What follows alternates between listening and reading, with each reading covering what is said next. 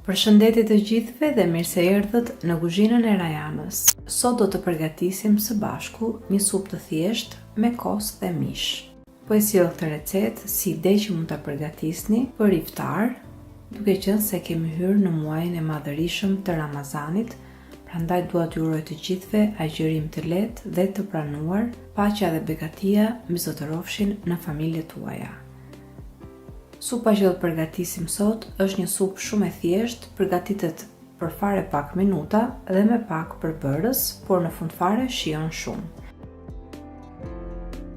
Tani le të nisim pa humbur kohë me përgatitjen e recetës.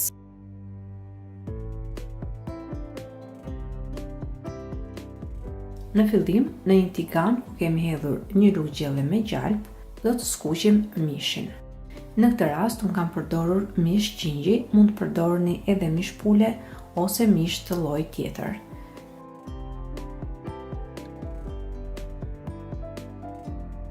Mishin e gatuajmë për të paktën 2 minuta nga të dy anët, derisa të shikoni që mishi të ndryshojë ngjyrën.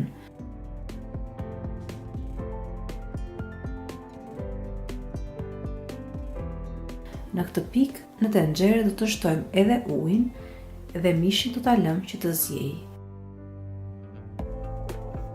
Mund ta zjeni mishin derisa të shikoni që mishi është gati, pra këputet kollaj. Gjatë kësaj kohe në tenxhere mund të shtoni edhe 3 ose 4 thelpinj hudhre, kjo varet në dëshirën tuaj.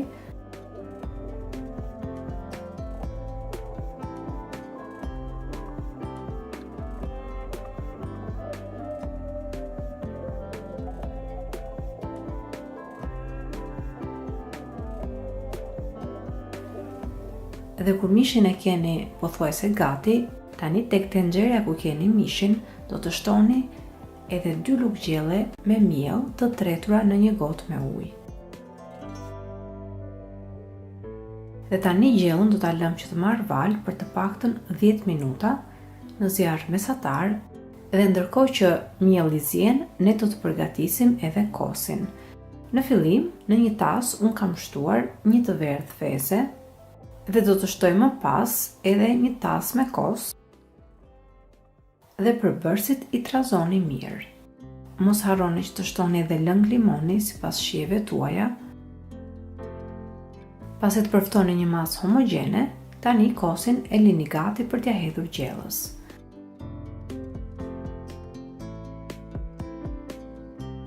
Në momentin që shikoni që dhe lëngu i supës është trashur ashtu siç duhet, tani është momenti që zjarrin e ulim në minimum, por pa e lëvizur tenxheren nga zjarri, dhe gjatë kësaj kohe do të marrim nga pak nga lëngu në tenxhere dhe do ta hedhim tek tasi ku kemi kosin.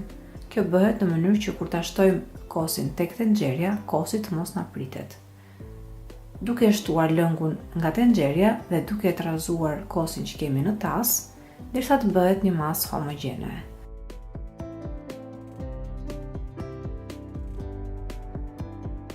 Më pas, të gjithë masën e kosit e shtojmë në tenxhere dhe gjellën do ta lëmë edhe për të paktën 2 minuta në zjarr fare të ulët. Më pas mund ta fikni zjarrin dhe gjellën e keni gati. Përpara se ta servirim supën, skuqim pak gjalp me pak piper të zi dhe piper të kuq dhe të gjithë masën e gjalpit ja shtojmë supës sipër.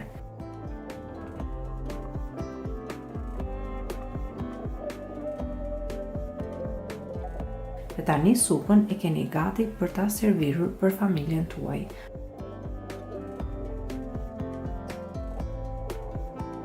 Është një supë shumë e thjeshtë dhe shumë e lehtë për iftar. Mund ta përgatisni për çfarëdo lloj rasti në familjen tuaj. Në kanalin tim keni dhe versione të tjera të përgatitjes së supës me kos. Ju uroj agjërim të mbar.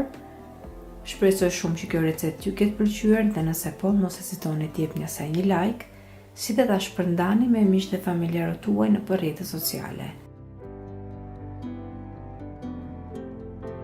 Gjithashtu mos nguroni të abonoheni në kanalin tim, si dhe të shtypni cilën e vogël anash kanalit në mënyrë që të njoftoheni se në kanal postohen recetat e reja. Ju falenderoj të gjithëve që më ndoqët edhe në videon e sotshme. Bashkë do të dëgjohemi sërish në videon e radhës. Deri atëherë, Zoti ju begatoft të gjithëve.